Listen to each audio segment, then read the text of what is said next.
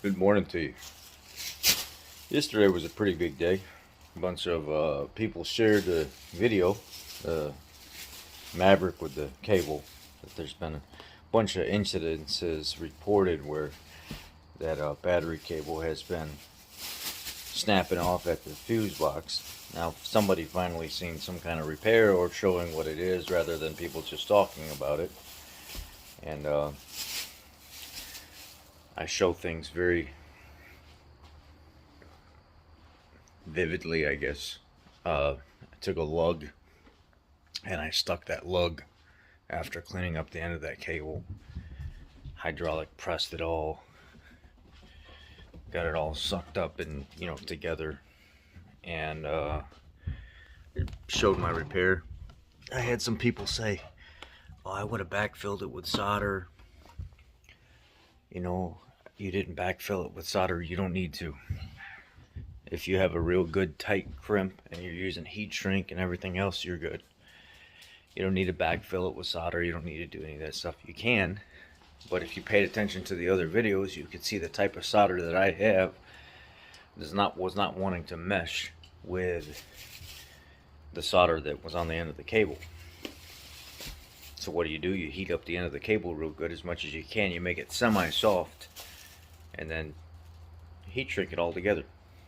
You hydraulic press the lug for the eyelid together, and that's how some of the technicians have actually been doing it, because they can't get the harness or they can't get the fuse box or whatever it may be. So this has been an acceptable method to repairing this as a permanent fix.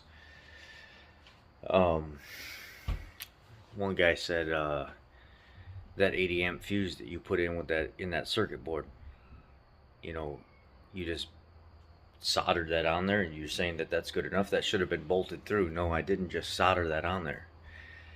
I heated up the material, I heated up the board, I soldered the material on the fuse, and I also soldered the surface of the board, heated them both up, drew them together with the solder, and brought the platform along the backside in a box shape that was much broader than just that little pinhole where it goes together. So it was much more than just a little solder point. I actually drew the solder on the outside through the copper connection into the copper board along the backside of it, and opened it all up as one connection piece instead of just one little pinpoint piece. I was fishing around last night. I went on the Maverick Truck Club forum just kind of see what was going on, because somebody had told me the video had been shared there. So I go there, and the gentleman that posted my video was like, "Hey, this is a stand-up dude, one of the best guys I've seen on YouTube. He's very honest about things," and I appreciate that. I appreciate the positivity that comes from that and how you support me and stuff. It helps me grow, and it helps me get you content. But I noticed there was one guy in there said, "Yeah, he's good at showing videos and stuff, but he talks about stupid things that I don't really care about, like, the pay rate in the industry and stuff like that." Those are all important things that go on my channel, that go on in my life and technicians' lives. So if some of you out there want to be that selfish, or where you want to be that petty and complain about those things, then don't watch the videos. Don't run your mouth because you can. Just don't say anything. If you don't have anything constructive to say when it comes to people talking about real life situations and how we deal with things in the industry, just shut your mouth. Don't open your big fat mouth, just shut it and don't say nothing, because nobody wants to hear what you have to say.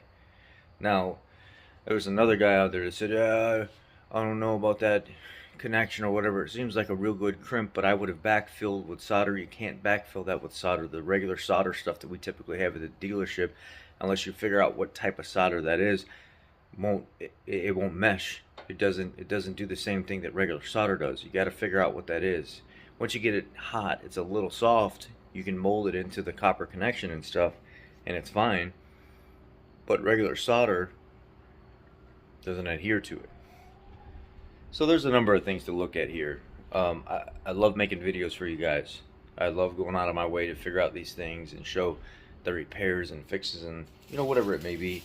But also at the same time, there's a lot of negativity that comes along with it, because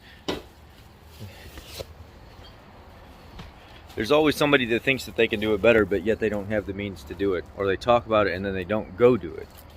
You know, they always talk about how you could have, oh, you should have did this, or you should have did that. Well, show us.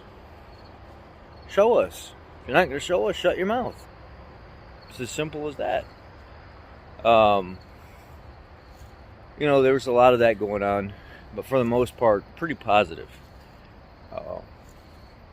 You know, guys, I show you what I do because I want to show you what I find and what works, and I feel like you as the consumer, and me working for Ford, for the dealership, the number one thing that I want you guys to take away from my service is the transparency that I have, and how the sincerity that comes out of me.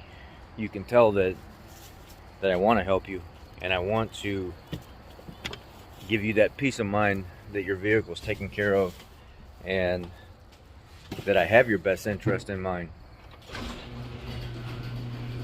You know, I don't want you to think for 1 second that I'm hiding anything about this industry, because I don't. I'm honest. I don't bash. I don't try to take away from a company's hard work of creating and designing and engineering a vehicle. You know, sometimes I am wrong, explaining certain things that may not come out exactly like I'm thinking it, but it doesn't always come out exactly like it should on this camera. You know, if you have the nerve to go behind somebody's back and say something on some forum somewhere, you want to talk trash about them and degrade them and badmouth them, then do it here. Do it right here. Let's squash it in the comment section here. Don't be a little coward and run back to your group forum and want to talk trash because you feel like you're safe there. I'll come subscribe and register there, and I'll call you out there in front of everybody that you have there. Don't be a coward. You know, you got something to say to me, say it to me. Be grateful that I'm helping you. Be grateful that I'm showing you this stuff. Don't be a little sissy, because I can embarrass you here or I can embarrass you there. You choose what you want. You know, I choose to make these repairs and do what I do because I am a certified tech. I am a manufacturer certified tech, and if I choose to do that, that's what I'm doing.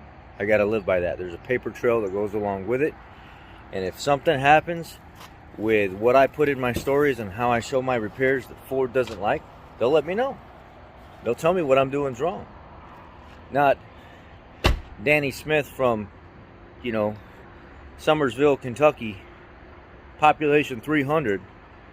Man, I've been doing these repairs my whole life, and I ain't never not tinned a wire before I soldered it. Brother, give me a fucking break. Give me a break. I get what you're saying, but this ain't 1970.